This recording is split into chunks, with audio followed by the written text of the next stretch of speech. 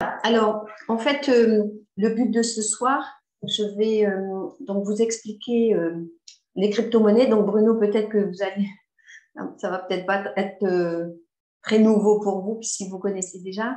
Aussi, Mélanie qui ne connaît pas, ben, ça lui permettra de comprendre un peu ce que c'est. Alors, en fait, d'abord, je vais me présenter. Je fais cette présentation, c'est plutôt pour témoigner, expliquer moi mon parcours dans les cryptos et puis donner effectivement quelques pistes que moi j'ai explorées. Moi, je ne fais pas de minage, effectivement, et j'ai aussi quelques actifs. Donc, j'expliquerai comment je m'en suis sortie, mais avec grand plaisir après d'écouter le retour d'autres personnes. Donc, l'idée, ça ne va pas être de conseiller dans des investissements, ce n'est pas du tout mon rôle, hein, mais c'est beaucoup plus de témoigner. Donc, en fait, moi, j'ai découvert les crypto-monnaies il y a 8 ans grâce à du MLM, à du marketing de réseau. Et en fait, professionnellement, j'étais coach de vie pendant 15 ans. J'ai été commerciale et coach de vie.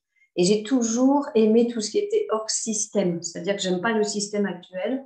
Donc, c'est sûr que quand on a commencé à me parler de crypto-monnaie, qui était un système hors des banques, qui nous permet de sortir du système bancaire, ben, je me suis jetée sur l'occasion parce que je me suis dit que c'était l'occasion de sortir son argent de la banque et puis de gagner beaucoup plus d'argent puisque les banques actuellement ont plus tendance à nous voler, à nous enrichir.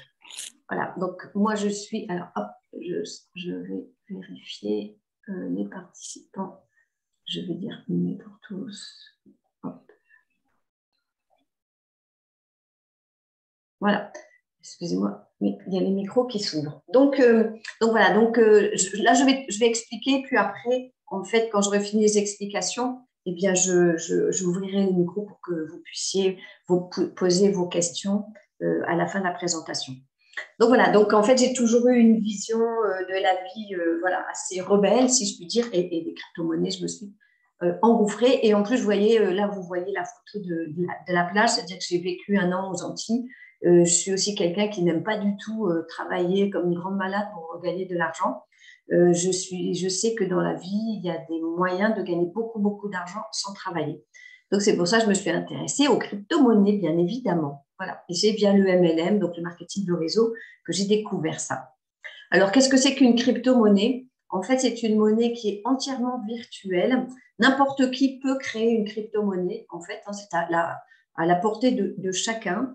C'est une monnaie qui est créée par un ensemble de blockchains via le minage. Donc, en fait, moi, la comparaison, une fois quelqu'un m'avait expliqué, j'ai trouvé ça très intéressant.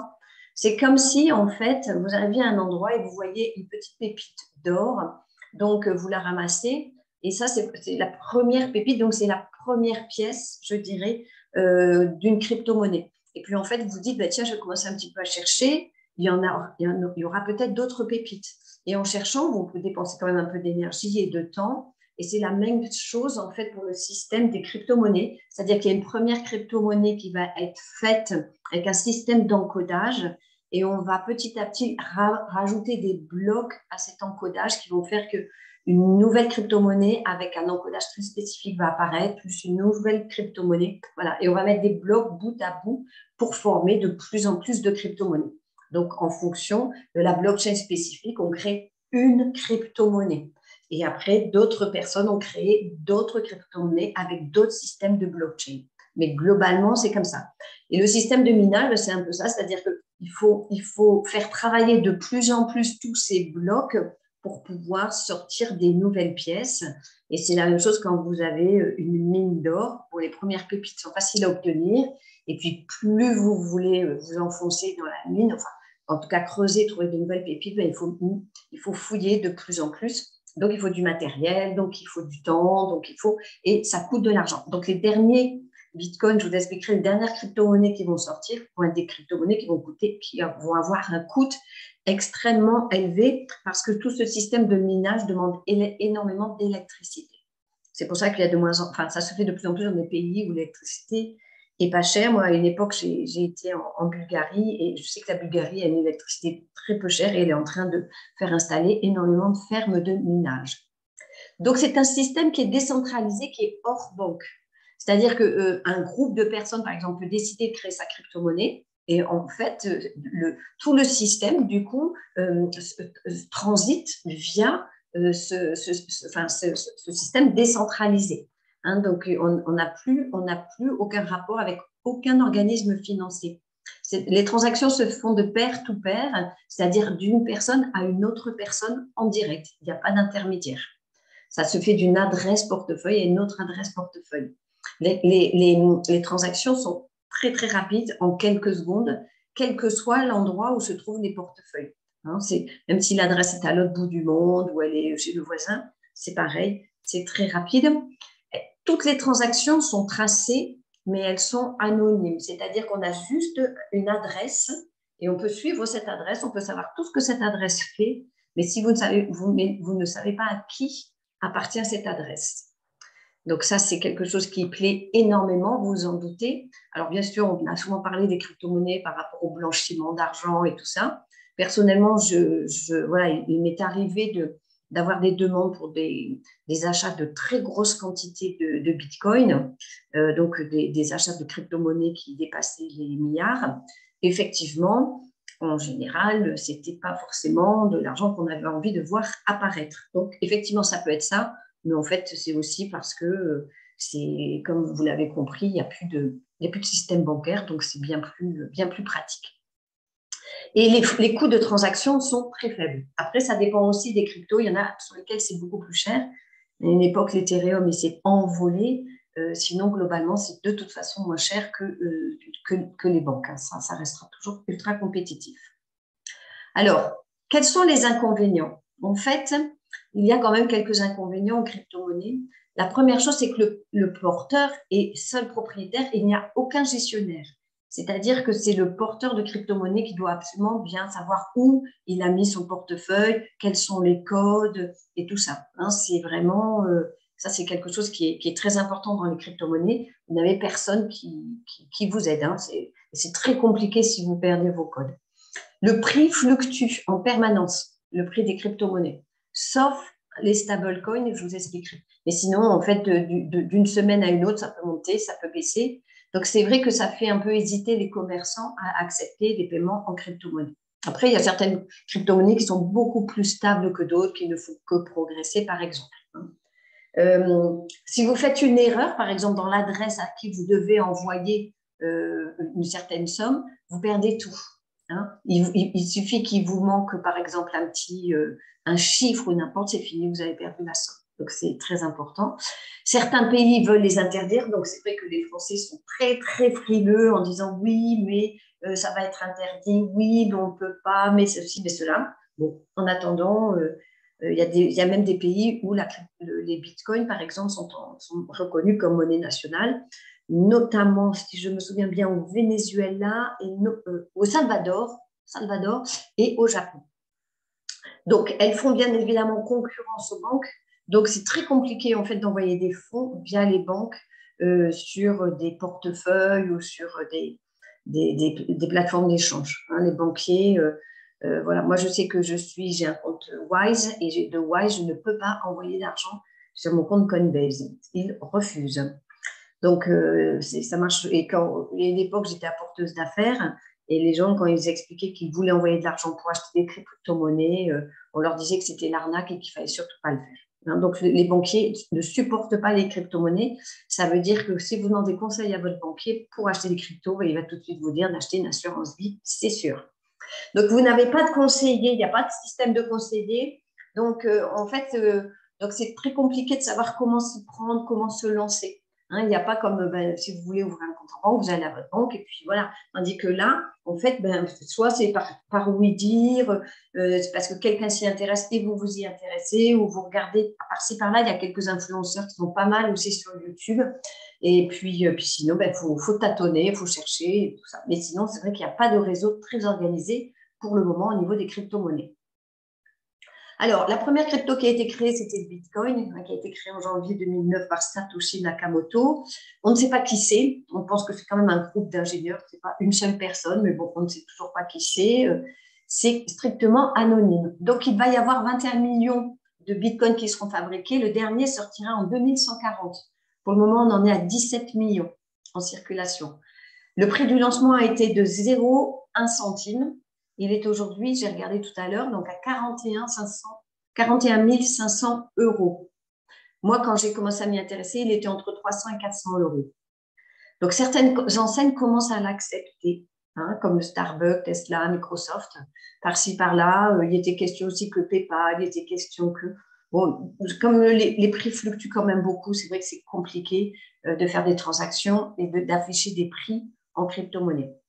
Donc, ça reste quand même une crypto-monnaie qui est essentiellement spéculative. Elle n'a pas d'utilité propre, contrairement à d'autres crypto-monnaies. Alors là, c'est la vie, en fait, du Bitcoin. Donc, si vous regardez, donc ça a été créé, ça a été mis sur le marché, on ne voit pas tout à fait le début, donc 2009. Quand il a été, là, on est sur CoinMarketCap. Donc, en fait, quand il a été lancé là, sur CoinMarketCap, il devait être à peu près à 100 $. Et vous voyez, moi, je vous ai mis à peu près la date. Hein, c'était en février-mars où j'ai commencé à m'y intéresser, 2014. Et le prix de vente était de 400 euros. Tiens, le prix est en euros, pardon. Voilà. Et là, vous voyez, donc il est monté très, très haut. On est aux alentours de 60 000 euros. Et actuellement, comme j'ai dit, il est à 41 000. Voilà. Donc, c'est vraiment la référence. C'est comme en monnaie, on a eu le dollar. Bon, ça va un peu changer là avec toutes les histoires d'Ukraine. Mais c'était la monnaie internationale. Hein, en crypto-monnaie, la monnaie la plus répandue est le Bitcoin. Et ensuite, d'autres crypto-monnaies arrivent. Donc, la seconde très importante aussi est donc l'Ethereum. Alors là, par contre, l'Ethereum sert à créer soit des tokens et depuis pas longtemps des NFT. Je vous expliquerai ce que c'est. Donc, lui est beaucoup plus utile. Moi, j'ai des Ethereum, mais j'ai jamais eu beaucoup de Bitcoin, alors que je crois beaucoup plus à l'Ethereum qui a une vraie utilité. Donc, toutes ces autres crypto-monnaies, il y en a à ce jour, donc j'ai regardé aussi aujourd'hui, il y en a 18 696 exactement sur CoinMarketCap. Donc, elles sont notamment ce site-là. Après, il y en a d'autres, mais moins connus. Hein. Donc, si vous voulez regarder toute la liste des cryptos, vous tapez CoinMarketCap. Et en fait, par exemple, aujourd'hui, il y a eu 96 milliards de dollars d'échanges qui ont été faits en crypto-monnaie.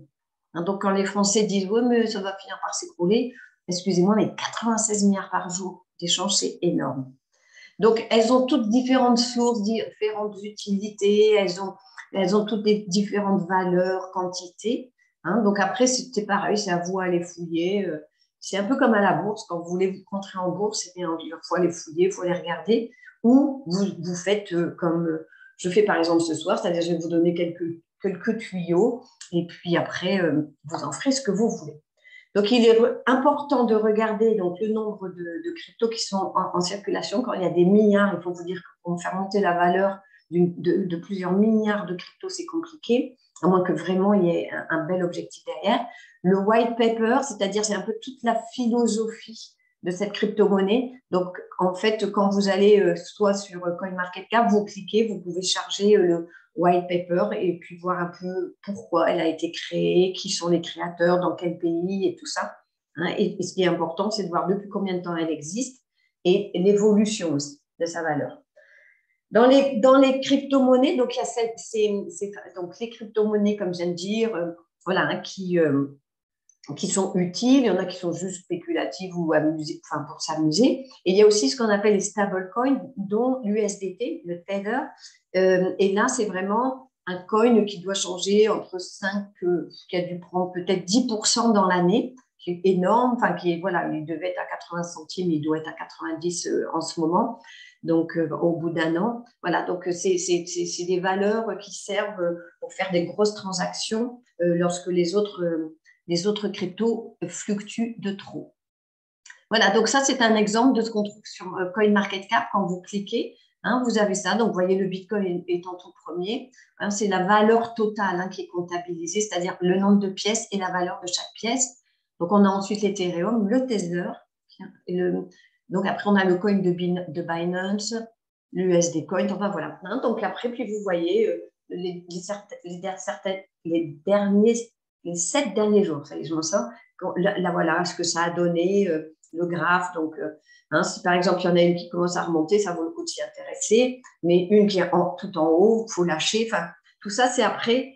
Ce n'est pas le but de ce soir. Je ne vous fais pas une formation là-dessus. hein, mais au fur et à mesure, voilà, voilà comment on fonctionne. C'est un peu comme à la bourse. Moi, je ne me suis jamais intéressée à la bourse parce que je n'ai jamais eu d'opportunité. Et voilà, les crypto-monnaies, je trouve ça beaucoup plus simple, en revanche.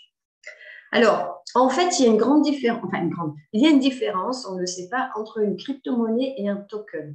Une crypto-monnaie, c'est donc une monnaie qui a donc tout un système de blockchain qui est créé via blockchain et qui est miné, comme j'ai expliqué là au début.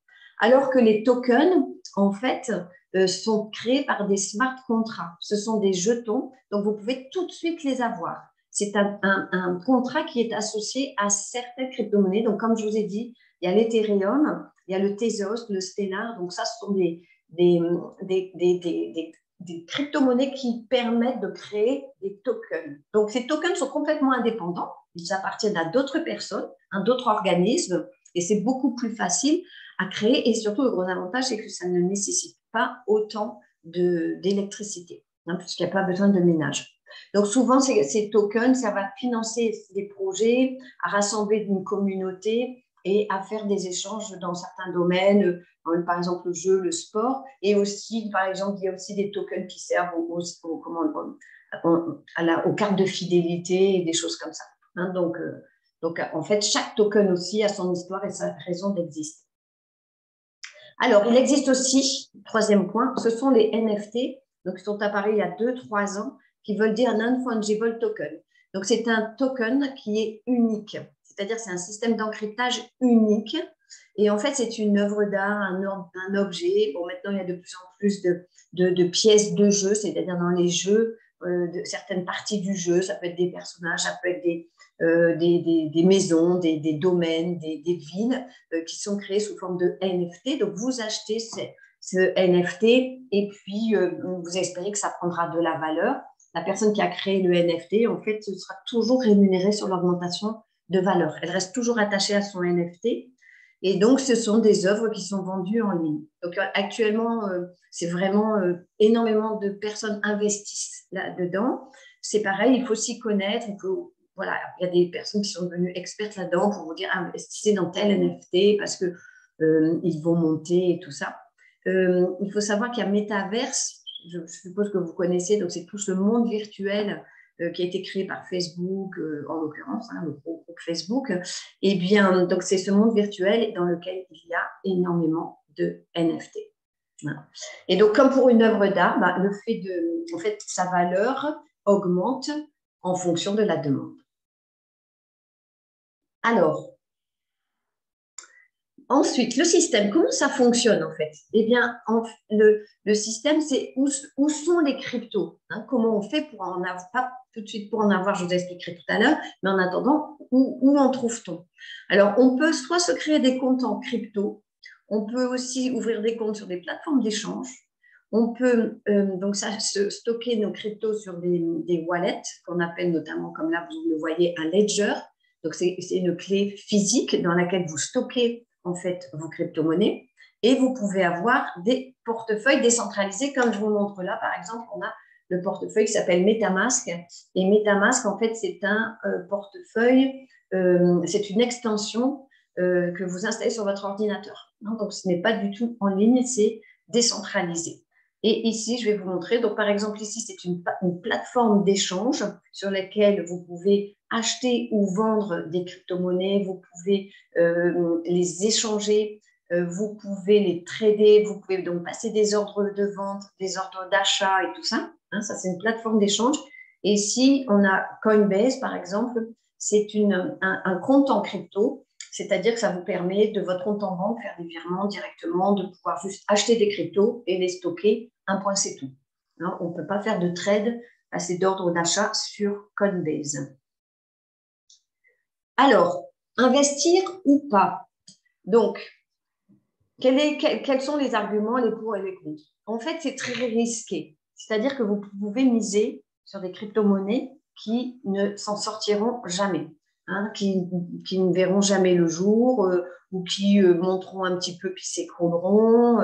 Voilà, donc c'est risqué. Mais d'un autre côté, ça peut être très rentable puisque, comme je viens de vous dire, par exemple, le Bitcoin était à 300 euros il y a 8 ans quand je m'y suis intéressée et il est à 41 000. Donc, il a fait 100 fois 136. Donc, imaginez ce que vous avez pu placer en banque il y a 8 ans. Combien ça vous a fait? Si ça vous a fait 10% sur 8 ans, c'est le bout du monde. Hein. Donc, vous voyez la grosse différence. Alors, en fait, ce qu'il faut surtout, c'est prendre le temps de se renseigner. C'est-à-dire, qui est derrière cette crypto? Soit vous connaissez la personne qui l'a créée, l'organisme, la raison pour laquelle elle a été créée, la philosophie, c'est important. Hein, avant d'investir dans une crypto, ça c'est important. Il faut que vous soyez sûr d'être organisé, responsable et autonome. Comme je vous ai dit, il n'y a personne qui sera derrière vous. C'est-à-dire le jour où vous ouvrez un compte, eh ben, vous vous débrouillez avec votre compte. Hein. Donc, à partir de ce moment-là, si vous perdez vos codes ou n'importe, vous savez plus si vous avez fait sur Binance, Kraken, eToro ou n'importe, eh ben, c'est vous qui devez vous débrouiller. Vous ne devez investir que ce que vous pouvez perdre. C'est-à-dire qu'il n'est jamais conseillé, de toute façon, dans tout, que ce soit la bourse, que ce soit les cryptos, que ce soit n'importe quoi, de tout mettre ses œufs dans le même panier. Hein. Donc, l'idée, c'est toujours de diversifier. Donc, bourse, épargne, immobilier. Personnellement, je pense que la bourse, actuellement, elle est ultra gonflée, que ça ne va pas durer. De toute façon, entre le Covid et les guerres et les machins et les trucs, pour moi, la bourse, il y a encore certaines valeurs refuges, mais globalement, c'est quand même bien pipé. L'épargne, ben, vous le savez qu'on perd plus d'argent qu'on en gagne quand on en laisse dans la banque. Et l'immobilier, c'est pareil, si vous vous rendez compte, la rentabilité est de pire en pire, puisqu'il y a énormément de taxes, d'impôts, de taxes, de normes de sécurité qui font que l'immobilier est de moins en moins rentable. Donc, à mon avis, actuellement et encore quand même pour quelques années, ça vaut vraiment le coup d'investir dans les cryptos. Il va certainement y avoir des réglementations, il va certainement se passer des choses, mais pour le moment, ça vaut encore le coup, sachant que voilà, normalement, il faut inscrire vos comptes dans votre déclaration d'impôt, puisqu'il faudrait payer donc la taxe, l'impôt sur les dividendes, donc 30% sur les gains. Mais bon, pour le moment, voilà, vous en faites ce que vous voulez. Hein. C'est pas encore ce n'est pas encore très possible d'être fliqué à ce niveau-là. Donc, les moyens, en fait, quels sont les moyens pour investir dans les cryptos? Ben, ça va aussi dépendre de vos moyens. C'est-à-dire, si c'est des petites sommes, vous vous amusez par-ci, par-là, tous les mois, placez une petite somme, par-ci, par-là, hein, et puis vous diversifiez, ou vous essayez de vous renseigner, ou vous trouvez un influenceur, par exemple, sur YouTube, ou n'importe. Bon, ça, c'est de toute façon, l'idée, c'est de ne pas tout mettre ses œufs dans le même panier, quoi qu'il se passe. Ensuite, ça vaut toujours le coup d'acheter les classiques, c'est-à-dire, comme j'ai dit, un peu d'Ethereum, un peu de Bitcoin, un peu de Litecoin, un peu de… Voilà, et encore le Litecoin, je ne m'y suis plus trop intéressée dernièrement. Moi, je suis plutôt Lumens aussi, puisque j'ai acheté une crypto qui était adossée au Stellar. Mais en fait, de toute façon, elles vont remonter. Là, en début d'année, elles ont bien chuté. Donc, tranquillement, elles vont remonter. Hein. Elles étaient à 25 000 au début d'année. En janvier, là, elles se sont écroulées. Vous voyez, le Bitcoin est à 41 000, ça vaut le coup. L'Ethereum, il doit être aux alentours de 3 000. Il va forcément monter. Il y a plus de chances que l'Ethereum fasse x3 que le Bitcoin quand même. Hein. Bon, il y a des bruits qui courent qui sera 100 000 euros à la fin de l'année, mais ça fera que 2,5. Il y a des cryptos beaucoup plus intéressantes que ça. Mais si vous voulez, c'est un peu comme pareil dans votre épargne. Ben, vous avez un peu d'argent sur votre plan d'écureuil. Ben, vous pouvez dire, voilà, moi, je n'ai pas de Bitcoin pour une raison très simple, c'est que quand j'ai démarré, j'en avais acheté, je ne connaissais pas bien les autres. Et en fait, j'ai vu qui en achetait, donc des très grosses institutions, on a BlackRock, on a JP Morgan, on a la CIA, on a toutes ces institutions derrière. Donc, en fait, si vous voulez, c'est elles qui font la pluie et le beau temps, donc ça ne m'intéresse pas d'avoir du Bitcoin. En revanche, l'Ethereum, comme j'ai expliqué, ça sert à faire d'autres tokens, à faire les NFT, tout ça. Donc, il y a une vraie utilité. Donc, ça m'intéresse beaucoup plus. Il y a beaucoup plus de petits porteurs d'Ethereum, donc c'est plus intéressant. Même si toutes les cryptos ont quand même tendance à suivre le cours du Bitcoin, ça, il ne faut pas se leurrer. Donc, vous pouvez aussi placer régulièrement un peu d'épargne. Dire, tiens, tous les mois, je vais mettre 50, 100, 500 euros en crypto-monnaie. Il ne faut pas vouloir gagner très vite et beaucoup. Je vous expliquerai un peu mon parcours. Mais avant d'être vraiment millionnaire en crypto, il faut de la patience. C'est possible, mais il faut de la patience. Hein, parce que les meilleurs coups, en fait, c'est quand vous prenez une crypto très, très vite, dès sa création, mais pour que vraiment elle émerge et qu'elle sorte, il faut quand même quelques années. Hein. Mais on peut après gagner vraiment beaucoup. Donc, vous avez la possibilité de faire du trading, c'est-à-dire de passer votre temps à acheter et vendre. C'est un vrai métier. Il y a de plus en plus de systèmes qui vous permettent ça, surtout dans le marketing de réseau. Il faut vraiment faire très attention parce que moi, au début aussi, j'étais très attirée par ces systèmes de robots qui font du trade. La plupart viennent d'Asie et la plupart ferment au bout de 6 mois. Et encore, ça a duré 6 mois, vous êtes content. Donc, très, très attention. C'est très alléchant. Hein. Il vous propose du 10% de rentabilité par mois, mais au bout de, comme je viens de vous dire, au bout de 6 mois, il n'y a plus rien. Donc, vous avez tout perdu. Voilà. Donc, mais vous pouvez le faire aussi vous-même, vous amuser, mais il faut du temps. C'est pareil. C'est-à-dire que quand vous n'êtes pas en train de faire de trade, il faut bien remettre toutes vos valeurs, soit sur un stablecoin, remettre tout en Ethereum. Moi, je me suis amusée au début. Il suffit que que je sois dérangée, que je ne puisse pas suivre et tout s'effondrer, c'était fini. Hein. Ça va très, très vite, comme la bourse. Alors, vous pouvez faire du mining, c'est ce qu'apparemment fait Bruno qui est là. Donc, c'est-à-dire que vous êtes, en fait, vous acceptez que les crypto-monnaies soient créées sur votre ordinateur. Donc, il faut être bien équipé, avoir un ordinateur très, très puissant et vous êtes rémunéré pour ça. Donc ça peut être. En France, moi, j'ai mis, vu le prix de l'électricité, ça revient extrêmement cher. Bon. Alors, vous pouvez, je vais revenir sur l'idée de l'ICO. Vous pouvez aussi faire du staking, c'est-à-dire de faire comme une forme d'épargne de crypto. Hein, moi, j'en ai fait un peu sur le Tezos, je crois, sur mon compte Coinbase. Donc, en fait, du staking, c'est vous accepter que votre crypto soit bloqué. Et à partir de ce moment-là, en fait, vous êtes rémunéré. Vous avez un petit pourcentage régulièrement, pratiquement tous les 2-3 jours. Donc, ça, c'est intéressant. Et ensuite, vous pouvez faire du farming. Ça, c'est pareil. C'est vous mettez à disposition, en fait, vos cryptos dans tout ce qui est système d'échange.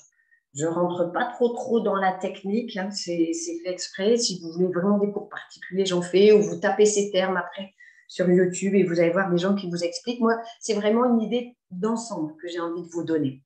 Alors, qu'est-ce que c'est qu'une ICO? ICO, c'est Initial Coin Offering.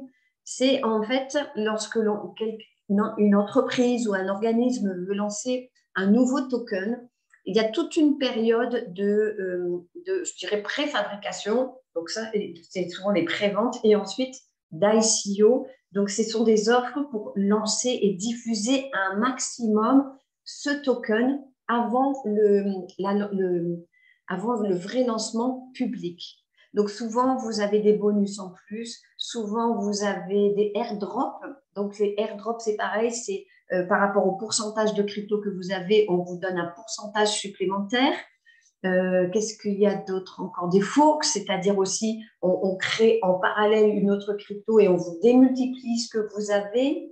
Voilà. Donc ça dépend bien évidemment, toujours pareil, de la philosophie et du marketing de l'entreprise, mais c'est l'idéal. C'est très risqué parce que vous pouvez miser sur un token qui ne verra jamais le jour.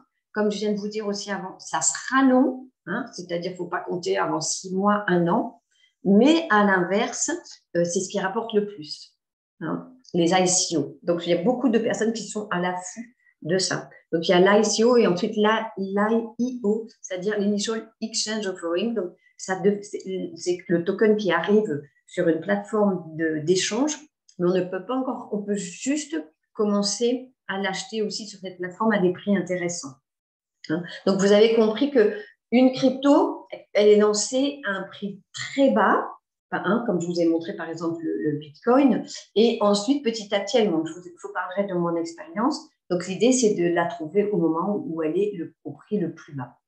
Et ensuite, dernière chose, si vous êtes artiste et puis si vous avez, voilà, vous pouvez en fait mettre vos œuvres d'art ou créer vraiment des NFT et les mettre en vente sur les réseaux. Et donc, ça peut vous rapporter. Je connais quand même plusieurs personnes qui s'amusent et qui ont du succès dans ce qu'elles font. Et c'est vrai qu'elles gagnent de plus en plus grâce aux NFT. Alors, ma stratégie. Donc, comme je vous ai dit, moi, j'ai misé pratiquement que sur des ICO. Hein, c'est-à-dire que j'ai acheté un peu de crypto par-ci, par-là. J'ai une époque, j'ai fait un peu de trade. Bon, j'ai arrêté. Et en fait, j'ai été donc approchée donc, il y a 8 ans. C'était du marketing de réseau. Et donc, du coup, j'ai misé sur cette première crypto qui s'appelle, on le voit en dessous, je l'ai noté, c'est le OneCoin. Donc, en fait, dès que j'ai compris comment fonctionnaient les cryptos, j'ai tout sorti de la banque. Hein, j'avais mon épargne, j'avais comme pas mal de personnes, hein. J'avais une assurance vie et tout ça. Hop, j'ai tout sorti pour tout mettre en crypto et je peux vous dire que je regrette pas du tout. Donc, j'ai un petit portefeuille en Ethereum. Hein, de temps en temps, quand j'ai un peu d'argent d'avance, quand je fais une belle, voilà, une belle opération, une belle prime, hop, je mets en Ethereum parce que de toute façon, ça monte et quand j'ai besoin, je reprends un peu. Donc, dans mon portefeuille actuel, j'ai donc une crypto qui s'appelle OneCoin. Donc, si vous tapez, on va vous sortir que c'est une grosse, grosse arnaque. Ce n'est pas du tout le cas.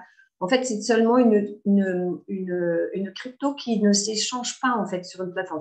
Pour le moment, je ne peux pas l'échanger contre de la monnaie fiat, mais je peux acheter toutes sortes de choses sur une plateforme d'e-commerce.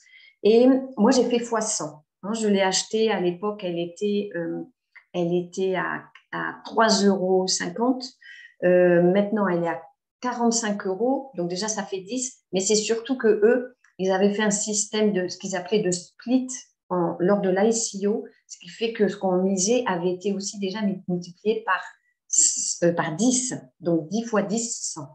Hein, donc, c'est énorme. Donc, ça, c'est top. Ensuite, j'ai aussi donc acheté parce que j'ai rencontré donc le créateur, c'est un Américain qui a créé une crypto qui s'appelle Cryptoland, qui sert à un jeu sur Metaverse. Donc, comme je vous ai expliqué, Metaverse, donc c'est tout ce monde virtuel qui est créé par Facebook. Donc, bon, honnêtement, quand je l'ai rencontré, il devait faire une crypto pour un club de foot. Et comme il y a eu le confinement, il n'y avait plus de match de foot, il s'est rejeté là-dessus. Honnêtement, si j'avais su, moi, je n'adhère pas à Metaverse, donc je n'aurais pas investi. Mais bon, il s'avère que j'ai investi là-dedans. Donc là, j'ai fait que x2, mais le jeu n'est pas sorti, il est encore ultra privé. Donc, pour le moment, j'ai fait que x2 sur ma mise. Ça, c'était il y a 2 ans. Et en fait, la dernière chose aussi, donc j'ai aussi pareil, il y a à peu près 2 ans, donc j'ai misé sur un token crédit plastique, donc le CSR. Euh, donc là, j'ai fait x3. Le seul gros problème, c'est qu'il le distribue au compte-gouttes, ce token. Donc, je ne toucherai en fait que à peu près dans 1 an la totalité de mon investissement. Donc, ça revient à ce que je vous ai dit tout à l'heure, c'est que dans les cryptos, c'est vraiment du placement. C'est-à-dire que moi, j'ai beaucoup placé pour ma retraite, c'est beaucoup dans cet objectif-là. C'est-à-dire que dans 2-3 ans, je serai plus que multimillionnaire, mais voilà, il faut du temps, il faut de la patience, il faut de la foi. Hein. Et dernière chose aussi, donc je suis actuellement en train, puisque à force de voir plein de personnes qui se sont lancées, qui ont tenté, tout ça, je suis en train de lancer une crypto écolo. Donc, ça va être une crypto qui est adossée au crédit carbone, qui est adossée à toute une industrie de transformation de déchets plastiques. Et donc, plus on va transformer de déchets, donc économiser du gaz carbonique et faire donc diminuer et la pollution plastique et la pollution carbone, et plus ce token, j'ai mis une crypto, mais c'est ce token écolo va prendre de la valeur. Hein, donc, je vais créer toute une communauté. Voilà. Et là, j'en suis au stade de pré-vente, hein, c'est-à-dire que pour les personnes que ça intéresse, à partir du moment où vous investissez maintenant, en fait, vous avez 2 fois votre mise puisque on est en pré-vente. Hein. On n'est même pas encore en ICO puisque je suis en pourparlers avec la société et le token va être créé certainement d'ici 1 mois ou 2. Voilà.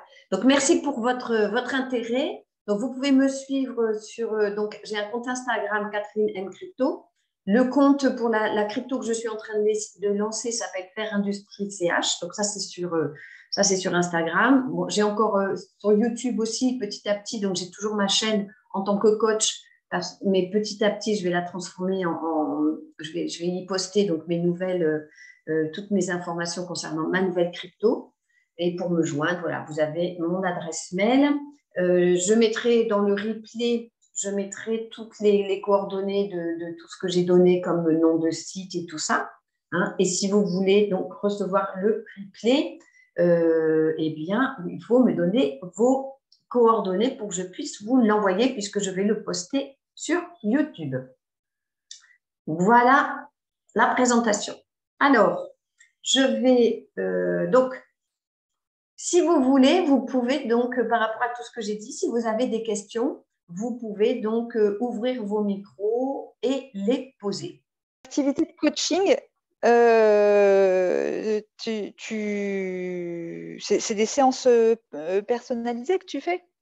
En coaching? Ah non, en coaching ou pour les cryptos? Pour le coaching crypto? Ah, alors, en fait, pour le coach, les cryptos, non, c'est plutôt en fonction de ce dont a besoin la personne qui veut s'y intéresser. À ce moment-là, oui, de façon individuelle, on regarde combien elle veut mettre, pour quelles raisons, est-ce qu'elle veut faire un gros coup, est-ce qu'elle veut faire une épargne, enfin tout ça. Et après, bon, je lui donne des astuces. Comme j'ai dit au début de la présentation, c'est pas absolument mon job. C'est-à-dire que moi, j'ai eu des tuyaux parce que comme je suis dedans depuis longtemps, j'ai été approchée, par exemple, la crypto, j'ai une crypto là d'un Américain. Voilà, dans mon réseau, on m'a dit, tu sais, tiens, il y a un Américain, je l'ai contacté, ok, j'ai été apporteuse d'affaires pour sa crypto et tout ça. Donc, par-ci, par-là, j'ai des tuyaux, disons. Hein, donc, c'est plutôt comme ça, ouais. Mais après, sinon, pour d'autres choses, oui, en fonction de ce que veut la personne, je peux vraiment l'orienter sur ce qui sera le mieux, quoi. Les meilleures solutions pour elle, oui, tout à fait. D'accord. Vous m'entendez? Oui, oui. Oui, non, mais comme je vous disais, moi j'étais là pour voir ta présentation. Après, j'ai bien aimé, merci à toi pour une explication simple et rapide. Mais je veux dire, mais sinon, c'était pas mal, c'était pas mal. J'étais un peu embrouillé quand tu parlais des tokens, parce que moi j'avais une explication un peu différente. Mais sinon, tout le reste, super. C'était quoi? C'est quoi les explications? Mais pour faire simple, un token, il n'est pas listé, quoi. Il est pas listé sur une plateforme d'échange. Ah si. Le Tether, par exemple, c'est un stablecoin. C'est un stablecoin, mais c'est un token. C'est un coin. C'est un coin. C'est un token. C'est pas une crypto-monnaie. Il n'y a pas de blockchain qui crée le Tether. C'est un contrat qui a été fait. Ah, ok, oui, pardon. C'est ça, en fait, la grosse différence. Il n'y a pratiquement plus de crypto-monnaies qui sortent, puisque, effectivement, une crypto-monnaie nécessite une blockchain et nécessite un système de minage qui, comme je disais, revient très, très cher. Donc, maintenant, c'est pratiquement tout le monde fait des tokens, en fait. Tout ce qu'on voit sortir, le Doge, le Shiba, le machin, tout ça, c'est des tokens. Hein. Ouais. Il n'y a pratiquement plus de crypto. À mon avis, les prochaines cryptos qui vont sortir, ce sont celles des banques et des États. C'est tout. Eux vont faire des cryptos, ils ne vont pas faire de token. Mais sinon, c'est impossible. Moi, je vois le token que je fais. Le gros avantage, c'est que je vais faire un contrat, je vais en faire 100 millions peut-être. Et puis, ça prend une semaine. Hein. Après, ce qui est très, très long, c'est tout le marketing, faire savoir, toute la stratégie. Ça, c'est très long. Mais sinon, c'est une semaine de programmation de faire un token. Alors qu'une crypto, c'est énorme. Quoi. Non, je suis tout à fait d'accord. Alors, il y a juste une chose quand même qu'il faut savoir, c'est que grâce aux crypto-monnaies, il y a eu beaucoup aussi de richesses qui ont été redistribuées. C'est ça qui est aussi, moi, qui m'a beaucoup tentée quand j'ai découvert ça il y a 8 ans, parce que j'ai rencontré des personnes, des millionnaires, des milliardaires, mais c'était des petits jeunes qui avaient compris comment ça marchait, qui avaient fouillé, qui avaient cherché et qui se sont fait énormément d'argent. Et moi, je trouve ça sympa, que ce soit pas toujours, que voilà, la richesse de temps en temps peut être un petit peu redistribuée. Et voilà. Et puis, je trouve ça aussi sympa que quelque part, les personnes qui savent prendre des risques soient aussi rémunérées. Hein, donc, mais il y a aussi des personnes qui ont perdu. Moi, je sais que quand j'en ai parlé, que les cryptos ont tant monté, puis après, j'en parlais, bon, elles ont baissé, tout le monde dit, ouais, t'as vu, c'est monté, c'est redescendu. Ben, je dis, mais tant qu'on ne vend pas, on n'a rien perdu, c'est comme à la bourse. Donc, ces personnes-là, elles ont été écœurées, elles ont vendu, elles ont tout perdu. Alors que maintenant, après les remontées, toutes les cryptos sont remontées et tout le monde a pu se faire beaucoup d'argent avec ça, quoi. Et en fait, c'est aussi ce que j'explique, c'est-à-dire que si jamais vous avez du temps, vous pouvez faire du trade, vous pouvez fouiller, vous pouvez tout ça. Si vous n'en avez pas, il vaut mieux, et que vous voulez quand même un peu miser sur les cryptos, il faut en choisir 2, 3 tranquilles. Il faut en choisir une qui est en train de sortir, et puis ça va prendre du temps, mais vous savez qu'elle va monter, et puis voilà, c'est ça qu'il faut faire. Hein. Très bien. C'est tout. Il faut les laisser tranquillement. Oui, comme tu mets à la caisse d'épargne, et puis que voilà, exactement. ça ne te rapporte pas, quoi. Voilà, exactement. Tout à fait.